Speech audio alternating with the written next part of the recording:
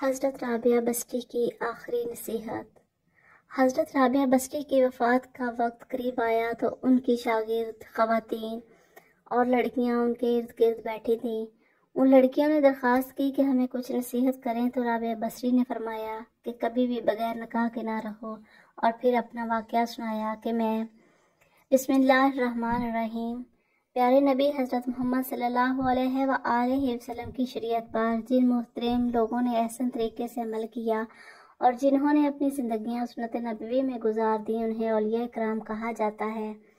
انہیں مقدس و محترم اور برگزیدہ ہستیوں میں نہایت ہی معتبر نام حضرت سیدہ رابعہ بسری کا ہے۔ حضرت رابعہ بسری قیامت تک خواتین کے لیے مشعل راہ ہیں۔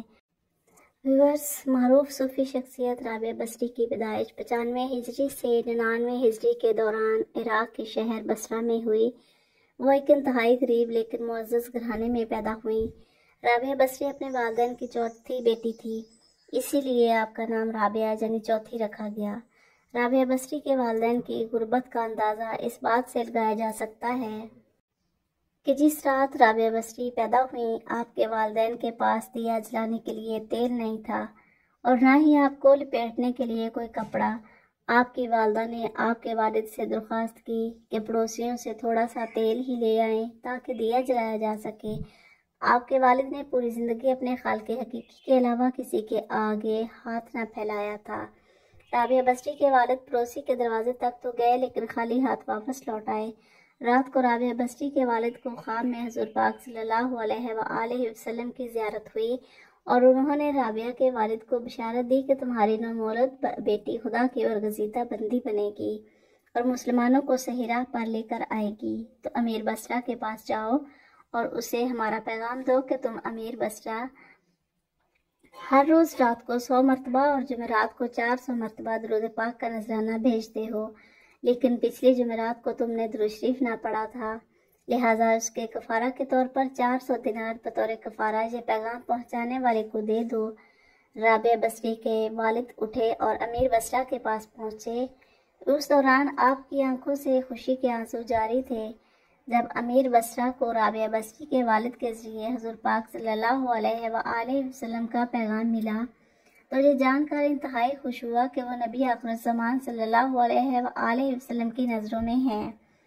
اس نے شکرانے کے طور پر فوراً 1000 دیران غربا میں تقسیم کرائے اور 400 دینار رابعہ بسری کے والد کو ادا کیے اور ان سے درخواست کی کہ جب بھی کسی چیز کی ضرورت ہو بلا جھجک تشریف لائیں۔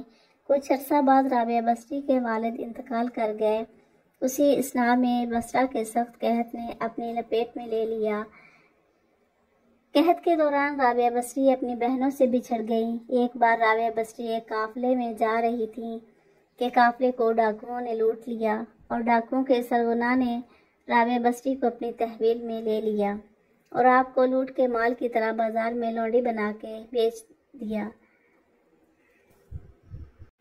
آپ کا آقا آپ سے انتہائی سخت و محنت و مشقت کا کام لیتا تھا، اس کے باوجود آپ دن بھر کام کرتی اور رات بھر عبادت کرتی رہتی اور دن میں بھی زیادہ تر روزے رکھتے۔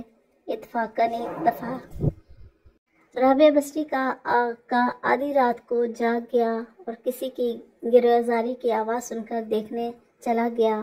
رات کے اس پہر کون اس طرح گریزاری کر رہا ہے؟ وہ یہ دیکھ کر حیران رہ گیا کہ رابعہ بسری اللہ کے حضور سربسجود ہیں اور نہایت عاجزی کے ساتھ کہہ رہی ہیں کہ اے اللہ، تو میری مجبوریوں سے خوب واقف ہے، گھر کا کام کاج مجھے تیری طرف آنے سے روکتا ہے، تو مجھے اپنی عبادت کے لیے پکارتا ہے، مگر میں جب تک تیری بارگاہ میں حاضر ہوتی ہوں نمازوں کا وقت گزر جاتا ہے، اس لیے میری معذرت قبول فرما لے اور میرے گناہوں کو معاف کر دے۔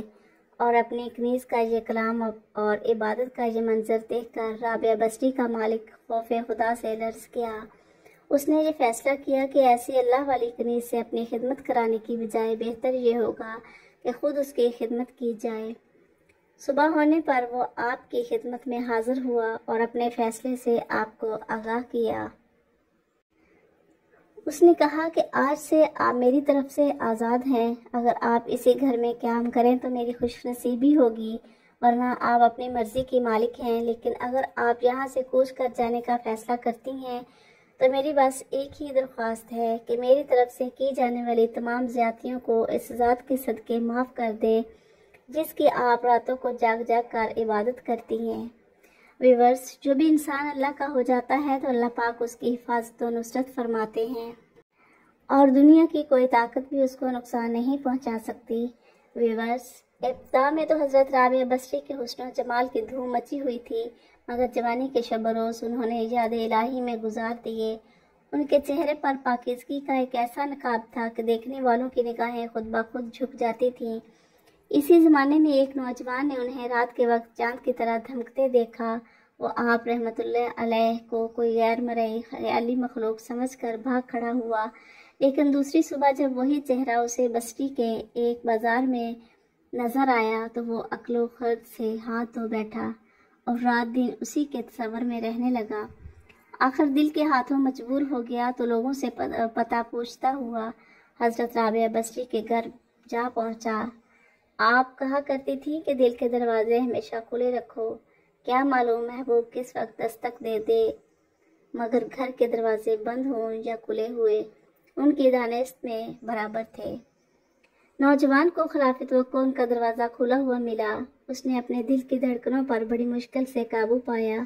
رات کا وقت تھا، اندر چراغ روشن تھا۔ یہ سوچ کر بے باکی سے اندر داخل ہو گیا کہ حال دل سنا دینے میں کیا حرج ہے، زیادہ سے زیادہ انکار ہی تو ہو جائے گا۔ واپسی کا دروازہ بہرحال کھلا ہوا ہے، لیکن جب وہ اندر پہنچا تو وہاں کوئی نہیں تھا، البتہ چھت سے ایک ایسی پرسوز آواز آ رہی تھی جیسے کوئی زیر لب ہجر کا رونا رو رہا ہو۔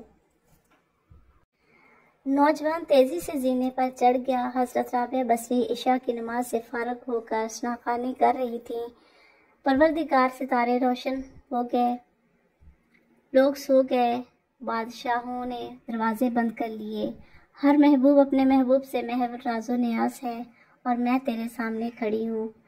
نوجوان پر سکتہ طاری ہو گیا۔ اسی اثنا میں حضرت رابعہ بصری نے پلٹ کر ایسے قہر آلود نظروں سے دیکھا کہ اس کی زبان گم ہو گئی۔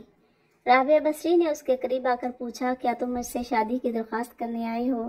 نوجوان نے لرزتے ہوئے ہاتھ سے اپنی زبان کی طرف اشارہ کیا کہ وہ بول نہیں سکتا۔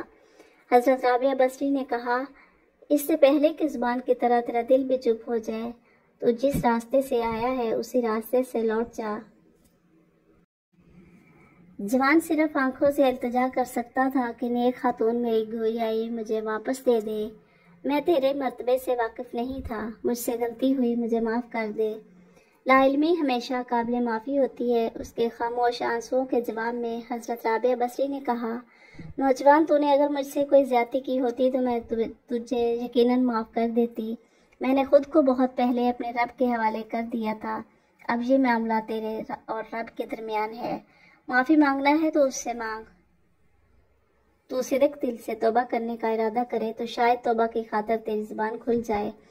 یہ کہہ کر وہ نماز کے لیے کھڑی ہو گئیں۔ نوجوان بھی بے اختیار سجدے میں گر گیا۔ وہ رو رہا تھا، نامعلوم کب تک روتا رہا۔ جب اسے ہوش آیا تو زبان کھل چکی تھی اور توبہ توبہ کا ورد کر رہی تھی۔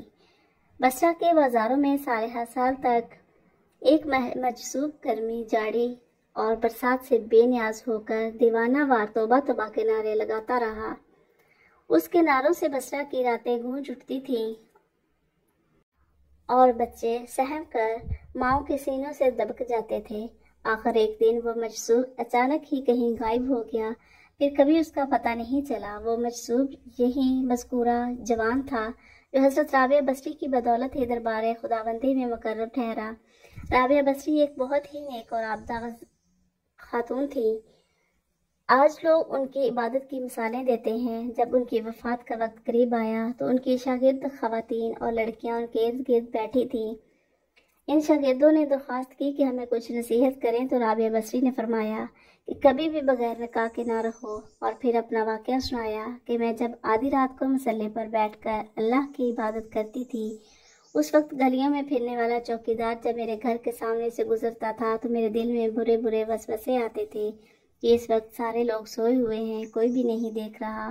یہ تو اللہ کا کرم ہوا کہ اس نے مجھے زنا سے محفوظ رکھا۔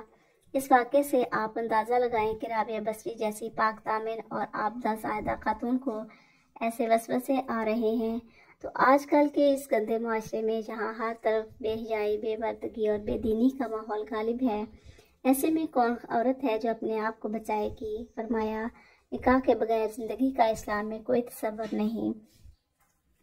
اللہ تعالیٰ کے نبی صلی اللہ علیہ وآلہ وسلم نے بھی شادیاں کی اور بیک وقت 9 بیویاں چھوڑ کر انتقال فرمایا۔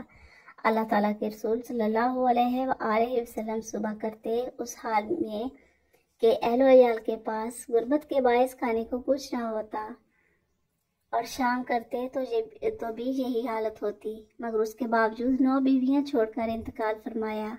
اللہ تعالیٰ کے نبی صلی اللہ علیہ وآلہ وسلم نے بغیر نکاح کے زندگی گزارنے سے منع فرمایا ہے۔ خواتین و حضرات، ایک دفعہ حضرت حسن بصری رحمۃ اللہ علیہ نے حضرت رابعہ سے کہا کہ آپ شریعت کے مطابق شادی کر لیں۔ فرمایا، نکاح و شادی اس کے لیے ہے جس کا کوئی وجود ہو، یہاں نہ میرا کوئی وجود ہے اور نہ میں اپنے آپ کی مالک ہوں، اللہ تعالیٰ کی مملوک ہوں۔ ایک دفعہ کچھ اور لوگوں نے بھی آپ سے کہا کہ آپ شادی کر لیجئے۔ فرمایا، اگر 3 فکروں سے مجھے بے فکر کر دیجئے تو میں ضرور شادی کر لوں گی۔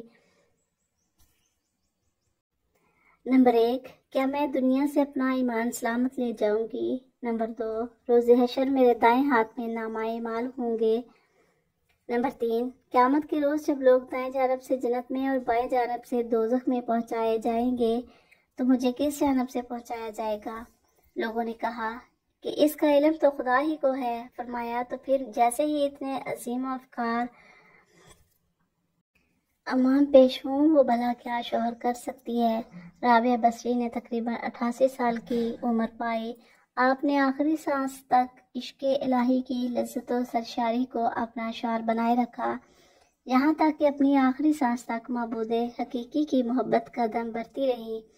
آخری وقت آپ نے اپنے والی اور صوفی ساتھیوں کو بتایا کہ میرا محبوب و معبود ہمیشہ سے میرے ساتھ ہے۔ ویورز، ہمیں حضرت رابعہ بصری کی زندگی سے یہ سبق ملتا ہے کہ اللہ کی پہچان کے دروازے مرد و عورت سب کے لیے کھلے ہیں۔ اللہ کی راہ پر حضور نبی کریم صلی اللہ علیہ وآلہ وسلم کے فرامین کی روشنی میں چلنا ہمارا کام ہے۔ باقی فضل و کرم کرنے والا اللہ تعالیٰ ہے کہ وہ سجدوں کو شرف قبولیت بخشے۔ دعا ہے اللہ پاک ہمیں بھی عبادت و ریاضت والی زندگی گزارنے والا بنائے، آمین ثم آمین۔ ویورز، اگر ویڈیو پسند آئے تو لائک اور شیئر ضرور کیجیے، آپ کے شیئر کرنے سے یہ نالج دوسروں تک بھی پہنچے گا۔ اسلامک نالج دوسروں تک پہنچانا بھی صدقہ جاریہ ہے، اور اگر چینل پر نیو ہیں تو چینل کو سبسکرائب ضرور کریں، اس سے آپ کے نالج میں اضافہ ہوتا ہے اور چینل کو سپورٹ ملتی ہے، اور ساتھ ساتھ بیل آئیکن کو بھی ضرور پریس کریں تاکہ ہر آنے والی ویڈیو آپ تک پہنچ سکے۔ تو ملتے ہیں نیکسٹ ویڈیو میں، تب تک کے لیے اللہ حافظ۔